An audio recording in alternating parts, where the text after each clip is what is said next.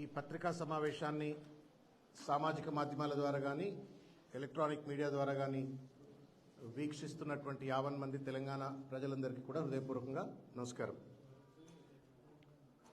ప్రధానంగా నిన్న తెలంగాణ రాష్ట్ర గౌరవ ముఖ్యమంత్రి రేవంత్ రెడ్డి గారు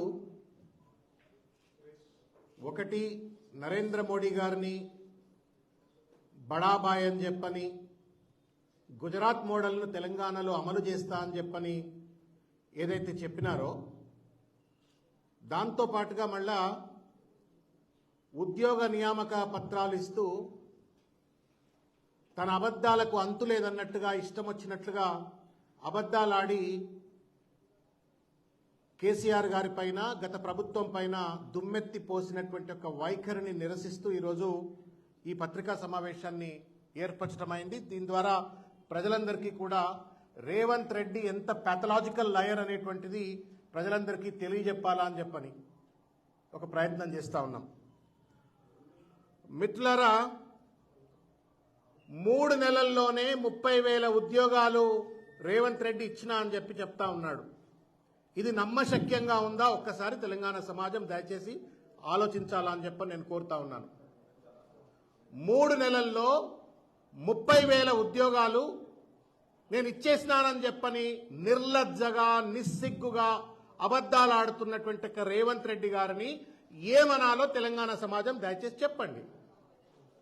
ప్యాథలాజికల్ కంపల్సివ్ లయర్ గా మారిపోయినారు రేవంత్ రెడ్డి గారు. ఎందుకంటే అబద్ధాల పునాదుల మీద కాకమ్మ కబుర్లు చెప్పి ఉన్నాయి లేనట్టు లేని ఉన్నట్టుగా గత ప్రభుత్వం పైన ముఖ్యంగా కేసీఆర్ గారి పైన కేటీఆర్ గారి పైన దుమ్మెత్తిపోసి అధికారంలోకి వచ్చిన తర్వాత కూడా కుక్కతో ఒక గుండ్రాయి గడితే కూడా చక్కగా కాదన్నట్టుగా అదే అబద్ధాల పునాదుల మీద ఇవాళ అధికారాన్ని చెలాయిస్తూ ప్రజల్ని మభ్యపెట్టాలనే ప్రయత్నం చేస్తా ఉన్నారు. నేను రేవంత్ రెడ్డి గారిని సూటిగా ఒక ప్రశ్న అడగదలుచుకున్నా. మీరు గత ప్రభుత్వం ఇచ్చినటువంటి ఒక నోటిఫికేషన్లు రిక్రూట్మెంట్ ప్రాసెస్ మధ్యలో ఉన్నటువంటి ఒక ఉద్యోగాలను కలుపుకొని 2 లక్షలు ఇస్తా అన్నారా? మీరు అధికారంలోకి వచ్చిన తర్వాత 2 లక్షల ఉద్యోగాలు సృష్టించి మీరు నిరుద్యోగులకు అందజేస్తా అన్నారా? దయచేసి దీనికి సమాధానం చెప్పండి.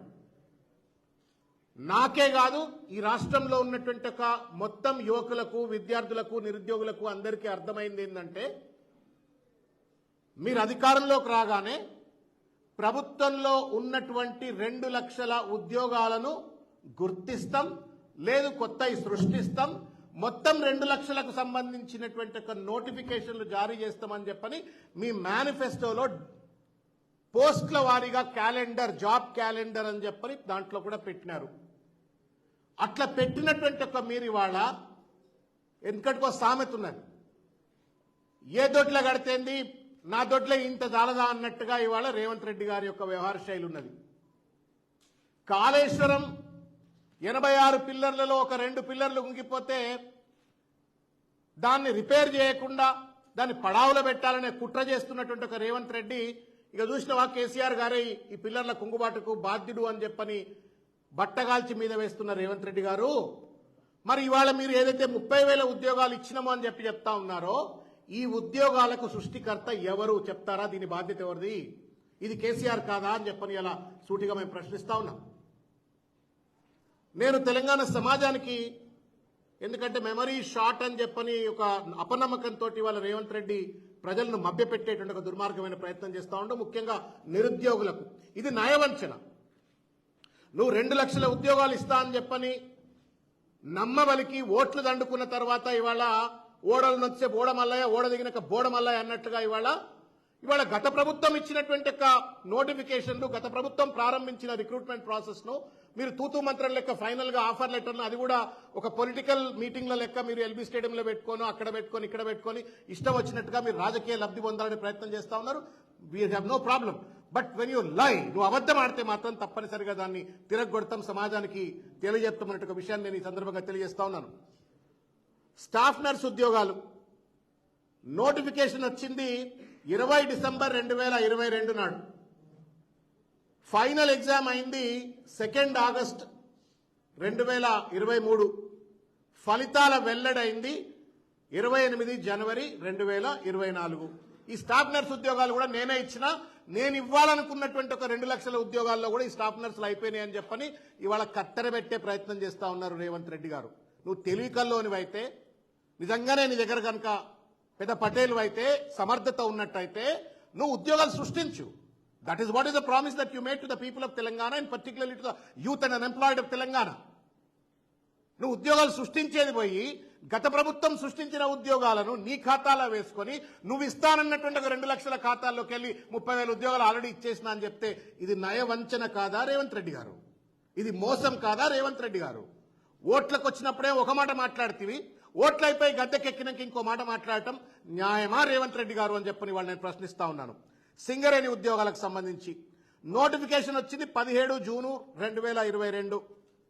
తుది పరీక్ష అయింది 4 September 2022.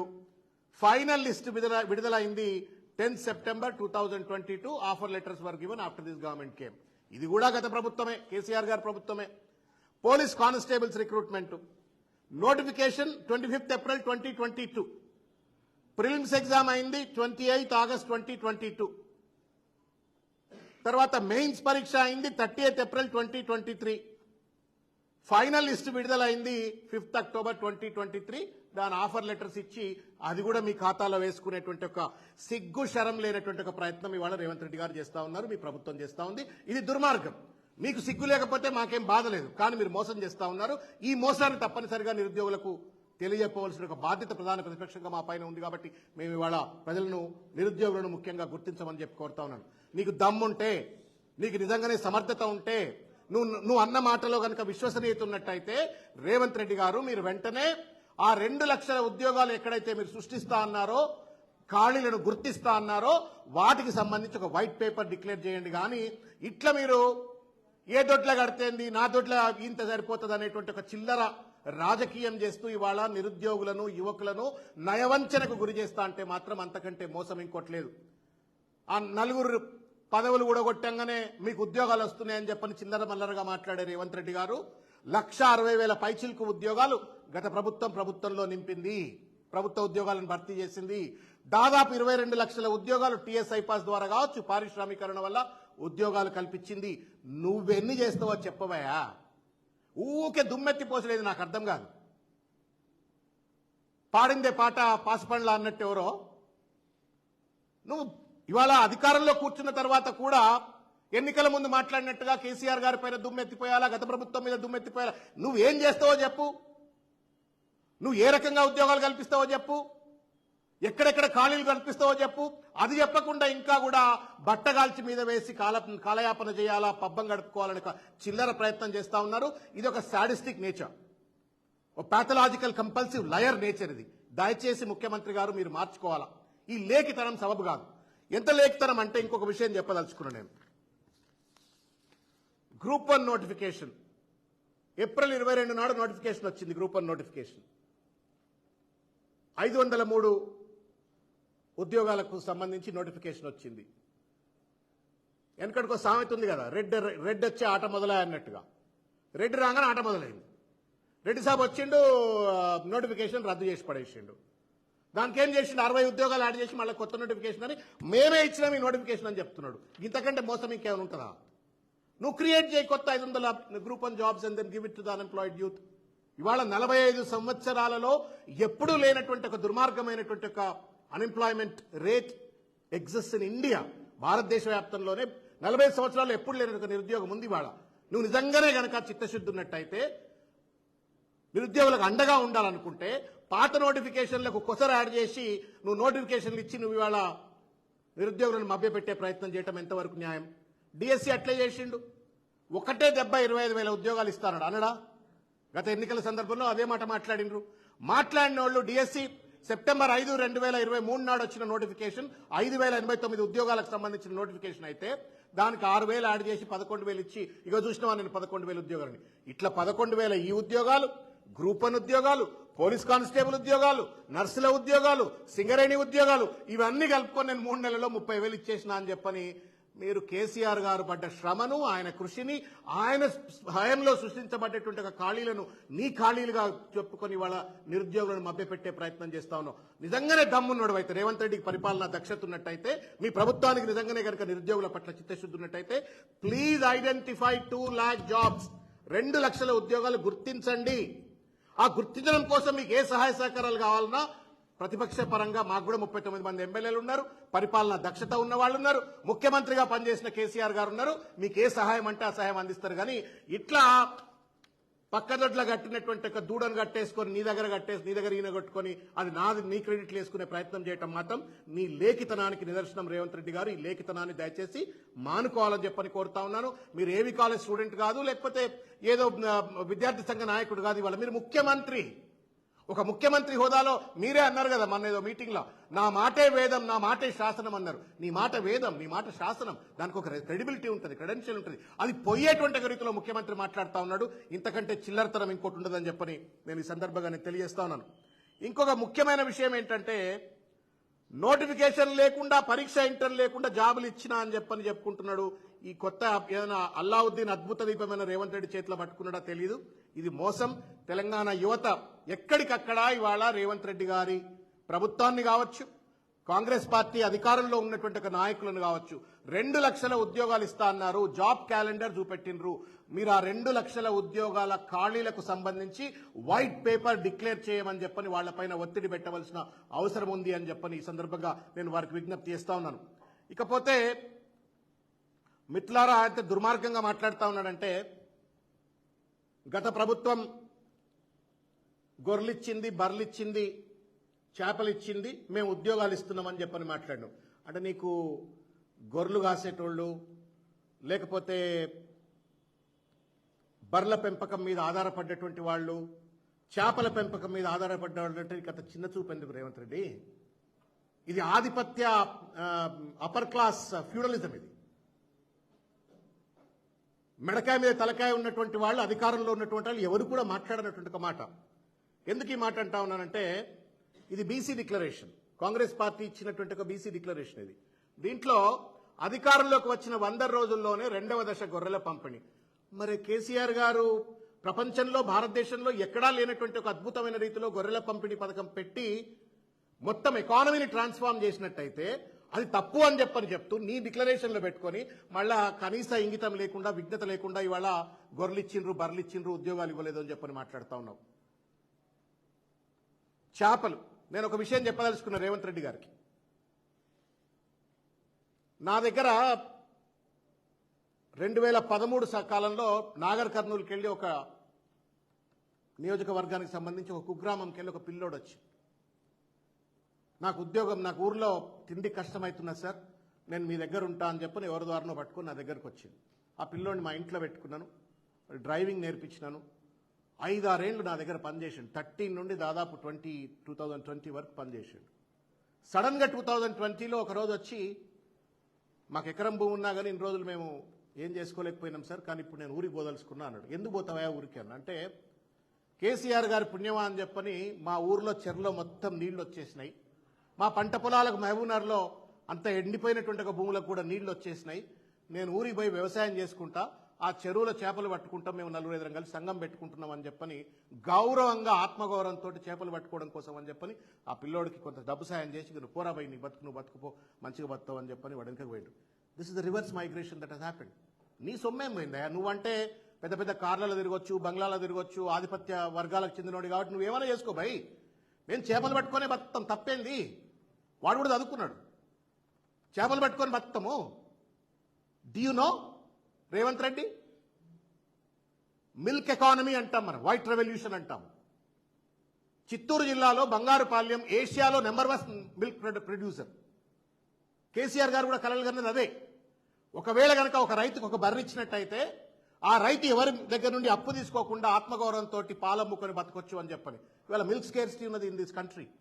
If somebody is contributing to the development of the state by producing milk and also producing the wealth, అది తప్పెట్లయితుంది రేవంత్ రెడ్డి? నువ్వేమో గొర్రెలు ఇస్తా అంటే తప్పు ఉండదు, కేసీఆర్ గారు గొర్రెలు, బర్రెలు, చేపలు ఇచ్చిందని చెప్పని దుమ్మెత్తి పోసే చిల్లర ప్రయత్నం చేస్తే తప్పు. ఇవాళ చేపల పెంపకం గురించి రేవంత్ రెడ్డికి గుర్తుందో లేదో గుర్తు చేయదలుచుకున్నా. శ్రీకాకుళం జిల్లా ఏషియాలో #1 ప్రాన్ ప్రొడక్షన్. చేపల పెంపకం ఏదో తప్పైనట్టుగా మాట్లాడుతూ ఉన్నాడు రేవంత్ రెడ్డి. వాళ్ళు సంపద సృష్టిస్తూ ఉన్నారు, గొర్రెల కాసిన సంపద సృష్టిస్తూ ఉన్నారు, పాలు అమ్మి సంపద సృష్టిస్తూ ఉన్నారు, చేపల పెంపకం ద్వారా సంపద సృష్టిస్తూ ఉన్నారు, జాతి అభివృద్ధికి ఉపయోగపడతా ఉన్నారు. ఈ పనికిరాని మాటలు మాట్లాడి మిమ్మల్ని మీరు అపహాస్యం చేసుకోవద్దు, ముఖ్యమంత్రి కుర్చీని అపహాస్యం చేయొద్దు అని చెప్పని వాళ్ళ రేవంత్ రెడ్డి గారికి నేను విజ్ఞప్తి చేస్తా ఉన్నాను. ఇకపోతే నిన్న రేవంత్ రెడ్డి గారు మోడీ బడే బాయ్, ఆయన చోటే బాయ్ అన్నట్టుగా, తండ్రి లాంటి వయసు అనుకుంటా మోడీది, 70 సంవత్సరాలు దాటిపోయి ఉంటాయి కదా, తండ్రి లాంటి వెంట పట్టుకొని బడే బాయ్ అనేసిండు. అక్కడ మరి అదేమి సంబోధన నాకు తెలియదు కానీ బడే బాయ్ అనేసినాడు. బడే బాయ్ అనటము ఈ మోడీ గారికి రేవంత్ రెడ్డి గారికి ఉన్న జుగల్బందీ ఏంది? రాహుల్ గాంధీ ఏమో మోడీని గద్దెదించాలనే ప్రయత్నం చేస్తా ఉన్నాడు దేశవ్యాప్తంగా పాదయాత్రలు చేస్తూ.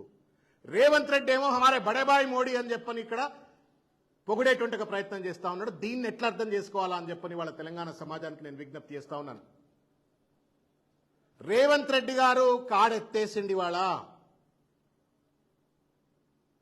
రాహుల్ గాంధీ, సోనియా గాంధీ, ఖర్గే గారికేమో లాస్ట్ టైం 4 గెలిచినాం, మళ్ళీ అధికారంలోకి వచ్చినాం కాబట్టి ఇంకొకటి 2 ఏమైనా ఎక్కువ గెలుస్తామేమో, పార్లమెంట్ సీట్లు పెరుగుతాయేమో అనుకుంటే, రేవంత్ రెడ్డి ముఖ్యమంత్రి గారుగా ఉండి ఇవాళ నీ సహాయ సహకారాలు కావాలా, నీ ఆశీర్వాదం కావాలా అంటే చెప్పకనే ఒక మాట చెప్పిండు రేవంత్ రెడ్డి గారు. ఏంటంటే 4 రోజులు అయితే అధికారం దిగిపోవాలి కదా మోడీ గారు.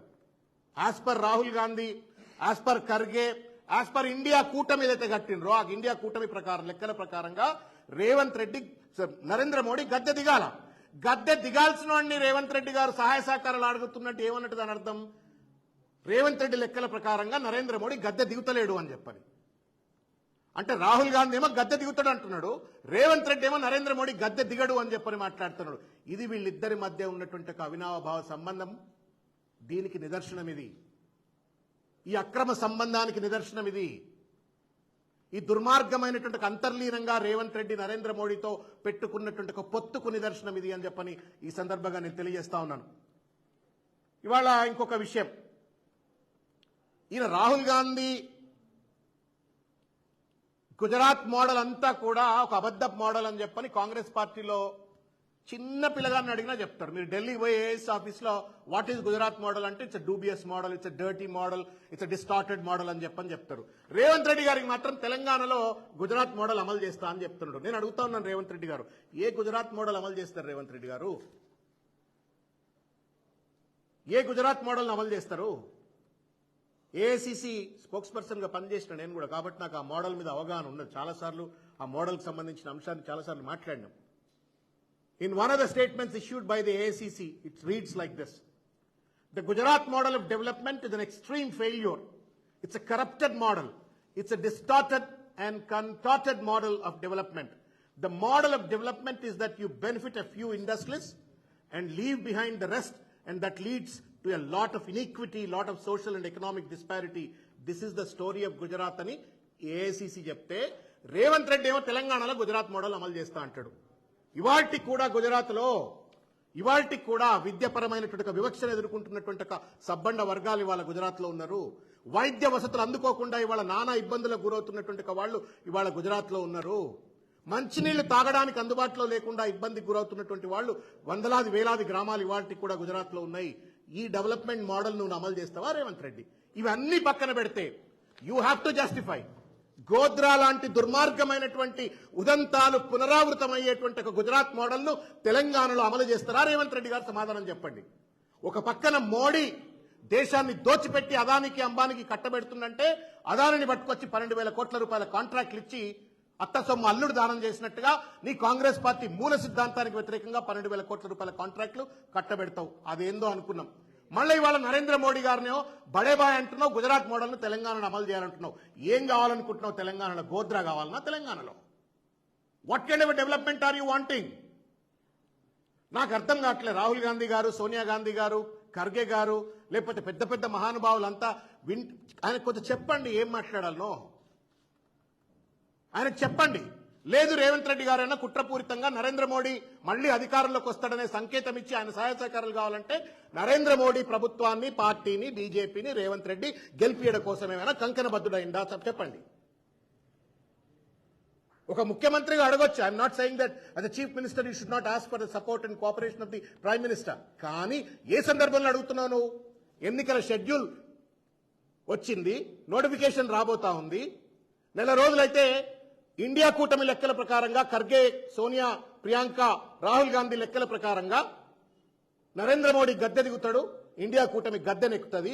ఈ సందర్భంలో నరేంద్ర మోడీ గద్దెనెక్కుతా సహాయక సహకారాలు అడుగుతున్నావంటే దాని ఉద్దేశం ఏంటంటే నరేంద్ర మోడీ మూడోసారి ప్రధానమంత్రి అవుతాడు, నేను ప్రధానమంత్రి అవుతాను, నీకు సహాయం చేస్తా, నువ్వు నాకు మళ్ళీ సహాయం చేయ, ఎందుకంటే నాకు ఇంకొక 4.5 ఏళ్ళు టైం ఉన్నది కాబట్టి అని చెప్పని. ఈ వంచన, ఈ మోసం తప్పనిసరిగా తెలంగాణ సమాజం నిలదీయాలా, ప్రశ్నించాలా అని చెప్పని. खास तौर से मेरे माइनॉरिटी भाई लोग, जो लोग भरोसा करके जो वोट डाले हैं, ये कैसा गुजरात मॉडल तेलंगाना में लागू करना चाहता है, आप रेवंत रेड्डी से पूछना या तो कांग्रेस पार्टी के एमएलए से और मंत्रियों से पूछने की जरूरत है. एक भरोसे से आप लोग वोट दिए हैं, उन्हें बोल रहा है आज गुजरात की मॉडल अमल करता हूं तेलंगाना में, गुजरात की तरक्की यहां पे लाना चाहता है. రేవంత్ రెడ్డి గారు దయచేసి మీకు విజ్ఞప్తి చేస్తా ఉన్నాను, మీరు ముఖ్యమంత్రులు, ఈ అబద్ధాల పునాదుల మీద రాజకీయం చేసినాం, అధికారంలోకి వచ్చినారు, రాజకీయం చేసినారు, మీరు అధికారంలోకి వచ్చినారు, ఉన్నాయి లేనట్టు ఏదో చెప్పినారు, మిమ్మల్ని నమ్మిండ్రు, ప్రజలు ఓట్లేసిండ్రు. ఇప్పుడు విజ్ఞతతో ఉండండి, లేఖితనాన్ని మానుకోండి, పనికిరాని చిల్లర మల్లర మాటలు మాట్లాడేటువంటి ఒక రాజకీయాలు బంద్ చేసి ప్రజలకు ఉపయోగపడేటువంటిది. వి ఎస్పైర్, నువ్వు ఇస్తాన్న 2 లక్షల ఉద్యోగాలు ఇవ్వాలా, ఎందుకంటే గతంలో 1,60,000 ప్రభుత్వ ఉద్యోగాలు ఇచ్చిన వాళ్ళం, 22 లక్షల ప్రైవేట్ ఉద్యోగాలు సృష్టించిన వాళ్ళుగా ఇంకా కూడా సమస్య ఉంది కాబట్టి ఆ సమస్యను నివృత్తి చేయడం కోసం 2 లక్షల ప్రభుత్వ ఉద్యోగాలు ఇవ్వు, ప్రైవేట్ సెక్టర్లో ఎన్ని ఉద్యోగాలు ఇస్తావో చెప్పు, కానీ అబద్ధాలు చేసి ఇట్లా మోసం చేసే ప్రయత్నం చేయొద్దు రేవంత్ రెడ్డి గారు అని చెప్పని విజ్ఞప్తి చేస్తా ఉన్నాను. Thank you.